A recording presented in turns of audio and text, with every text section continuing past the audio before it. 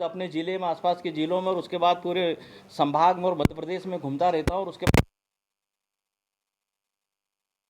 भी है, कोई ऐसा जिला, तहसील, विधानसभा नहीं है कि भाजपा के विधायकों को या मंत्रियों को काले झंडे नहीं दिखाए हैं, या भीड़ जुटाने के लिए उनको डांस जैसे तक के उनको डांस तक कराने के आयोजन करना पड़ा। जनता जनार्दन का पूरी तरह से शिवराज सिंह जी से, उनके मंत्रिमंडल से और उनके विधायकों से मोह भंग हो गया है।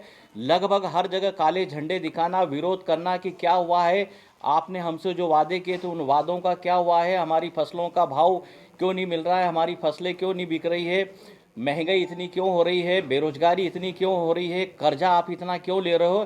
तमाम बातों का लेकर ऐसे ऐसे जनता ने सवाल किए हैं। और कहीं भी मैं समझता हूं कि चाहे वो खंडवा विधानसभा हो, पंधाना विधानसभा हो, बदनावर हो, मुंगावली हो, या इसके बाद सांची हो, जगह जगह जहां पर भी जो इनके जो विधायक और मंत्री जो कई सालों से और कई विधानसभाओं से जो चुनाव जीतते आ रहे थे, जनता ने पुरजोर तरीके से इनको नकारा है, खूब विरोध किया है और सब पॉइंट ऑफ व्यू से घेरा है। तो ये इनकी फजीयत यात्रा बन गई है, इनकी निकास यात्रा बन गई है।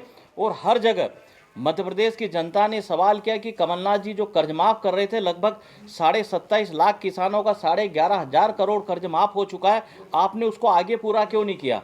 कर्ज माफी के नाम से मात्र 3,000 रुपये इन्होंने पिछली बार कृषि के उसमें बजट में किसानों से संबंधित जो रखा था।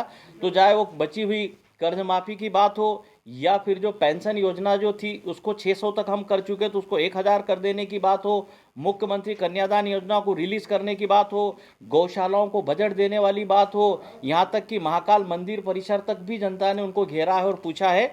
तो कमलनाथ जी का जो 15 महीने का कार्यकाल, उसको भी जनता ने खूब याद किया है और उसको आपने कंटिन्यू क्यों नहीं रखा है, ये भी जनता ने पूछा है। तो मैं आपको ये कह सकता हूँ, बता सकता हूँ, और बाकी का जो मैटर हमारा पूरा आप लोगों को सर्कुलेट हुआ ही है कि ये भाजपा की विकास यात्रा नहीं, ये भाजपा की निकास यात्रा हो गई, ये फौजियत यात्रा हो गई है।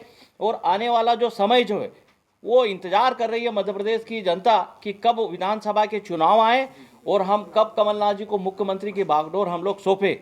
मैं समझता हूं कि इंदौर संभाग की और इंदौर सिटी और शहर की अगर हम बात करें तो देखिए हमारे समय में गुंडे भूमिगत हो चुके। मुख्यमंत्री के सवालों का जवाब नहीं दे पा रही। आप बोल रहे 195 घोटाले किए, लेकिन जमीन 195 महीने के शिवराज सिंह जी है सर, शिवराज सिंह जी का कार्यकाल 150 से ज्यादा घोटालों का आरोप आपने इसमें लगाया है। हाँ, मैं आपको बताना चाहता हूं कि हम लोग जो मध्य प्रदेश की विधानसभा के लिए चुनकर जो विधायकगण जो जाते हैं वो हर प्रश्न का जानकारी ही नहीं देती है सरकार, बचना चाहती, डंडई करती है। 150 घोटाले जो हुए हैं, अगर जब कभी आप लोग चाहेंगे तो हम आपको इसकी लिस्ट भी उपलब्ध करा देंगे। देखिए जो जनप्रतिनिधि जिस फोरम के लिए चुनकर जो जाता है और अगर उनके वहाँ के प्रश्न अगर जनता के लिए लगते हैं तो उसका जवाब जो देना चाहिए।